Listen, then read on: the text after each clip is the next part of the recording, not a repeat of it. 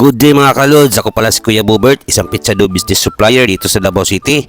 Meron naman tayong order galing kay Ma'am Nor from Pulumulok, South Cotabato. Nag-order pala siya ng pizza dough.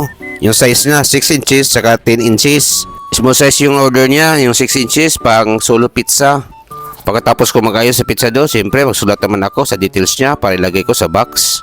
May nagtanong sa akin pala kung para saan daw yung details. Yung nakalagay kasi sa details, yung pangalan, yung address, tsaka yung contact number niya para hindi mawala dun sa box. Kaya inayos ko muna yung order ni Ma'am Nor kasi malayo pa to, nasa Pulumulok, nasa 6 hours to 8 hours yung biyahe niya. So ngayon, lalagay ko muna sa box para hindi siya madali masira pag nasa biyahe na.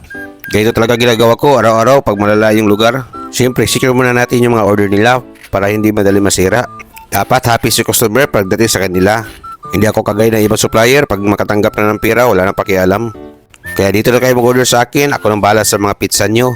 Huwag po kayong mag-alala, legit po ako. Kaya dito na lang, paalam.